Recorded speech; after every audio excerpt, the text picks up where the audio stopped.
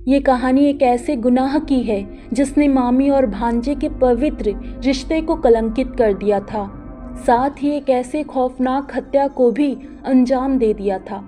कहानी शुरू होती है सितंबर 2024 से। बरेली के फतेहगंज में 24 वर्षीय आरती अपने पति रामवीर के साथ रह रही थी।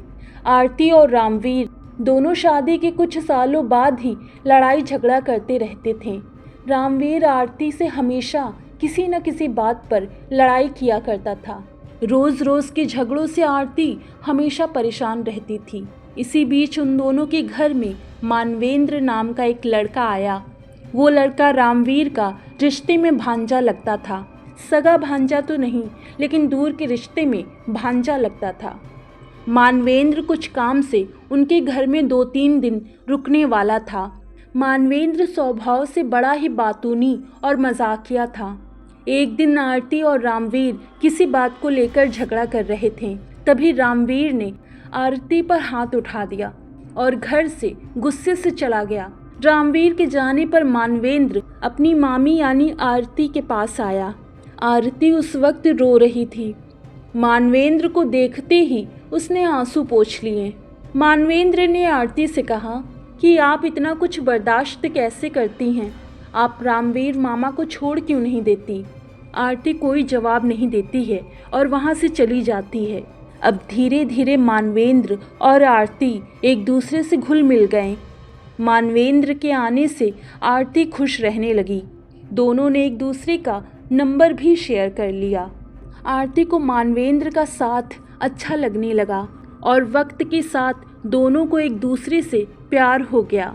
दोनों एक दूसरे के नज़दीक आते चले गए और उन दोनों में अवैध संबंध बन गए। एक रोज़ रामवीर अपने काम के लिए घर से निकला था। रामवीर के जाने पर आरती और मानवेंद्र एक दूसरे के काफ़ी नज़दीक थे, लेकिन रामवीर को किसी कारण से घर वापस आना पड़ा। कमरे का दरवाज़ा बंद नहीं था। तभी रामवीर ने आरती और मानवेंद्र को आपत्तिजनक हालत में देख लिया। रामवीर को यकीन नहीं हुआ कि आरती और मानवेंद्र उसकी पीठ पीछे मामी भांजे के रिश्ते को कलंकित कर रहे हैं। रामवीर ने गुस्से से मानवेंद्र को घर से बाहर निकाल दिया और आरती के साथ झगड़ा करने लगा। कुछ दिनों बाद आरती ने मानवेंद्र को फ़ोन किया और रामवीर के बारे में बताने लगी। वो कहती है कि रामवीर उसको हम दोनों के रिश्ते को लेकर अक्सर लड़ाई करता है, मुझे बहुत परेशान करता है। मैं उससे खुश नहीं हूँ, मुझे तुम्हारे साथ ही रहना है। मानवेंद्र भी आरती से प्यार करता था। उसने आरती से कहा, रामवीर मामा के रहते हम दोनों एक नहीं हो सकते, हमें कुछ न कुछ करना होगा। 20 सितंबर 2024 को मानवेंद्र ने अपने दोस्त सौरभ और आरती को बुलाया। मानवेंद्र ने उन दोनों से कहा, हमें रामवीर मामा की हत्या करनी होगी और हत्या ऐसी लगनी चाहिए जिससे सबको यही लगे कि रामवीर मामा ने खुद ही अपनी जान ले ली है। इसके बाद मानवेंद्र ने रामवीर को किसी बहाने से अपने पास बुलाया। रामवीर के आने पर आरती छिप गई। मानवेंद्र ने अपने मामा रामवीर को इतनी शराब पिलाई कि वो अपने होश खो बैठे।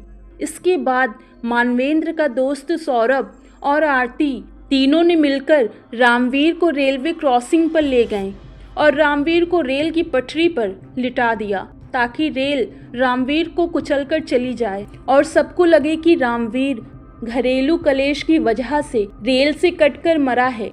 इसके बाद रेल पटरी पर आ रही होती है और रामवीर को कुचलकर चली जाती है।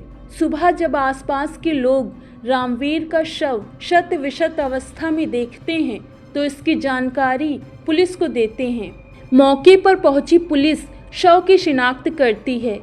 पहले तो पुलिस इसे एक हादसा मानती है, लेकिन जब पुलिस को ये पता चलता है कि लाश मानवीर नाम के एक आदमी की है और उसका अपनी पत्नी आरती से लड़ाई झगड़ा होता रहता था, तो पुलिस इस मामले को गंभीरता से लेती है। इधर रामवीर के भाई ने भी पुलिस को बताया कि भाई की हत्या हुई है, उनको किसी ने जानबूझकर मारा है और उसका शक आरती भाभी पर है क्योंकि उनका प्रेम प्रसंग मानवेंद्र से था। उसी बात को लेकर रामवीर आरती से झगड़ा करते थे। पुलिस आरती को हिरासत में लेकर पूछताछ करती है। आरती पुलिस के हर सवाल का जवाब घबराहट से देती है, जिससे पुलिस को शक हो जाता है कि कुछ तो गड़बड़ है। इसके बाद पुलिस कड़ाई से पूछताछ करती है। तब आरती टूट जाती है और रोते हुए कहती है कि उसी ने अपने पति रामवीर की हत्या की है। रामवीर ने उसकी जिंदगी नर्क बना दी थी। वो ना तो शारीरिक सुख देता था और ना ही मानसिक। इसीलिए मैंने और भांजे मानवेंद्र, उसके दोस्त सौरभ ने मिलकर रामवीर को शराब पिलाकर रेल की पटरी पर लिटा दिया और रेल रामवीर को कुचलकर चली गई। अब पुलिस मानवेंद्र, उसके साथी सौरभ और आरती को गिरफ्तार कर लेते हैं। पति पत्नी में अक्सर लड़ाई झगड़े होते रहते हैं, लेकिन इसका मतलब ये नहीं कि हम किसी की हत्या कर दें। आरती अपने पति रामवीर से तलाक भी ले सकती थी, लेकिन उसने तो अपने पति को मौत के घाट ही उतार दिया।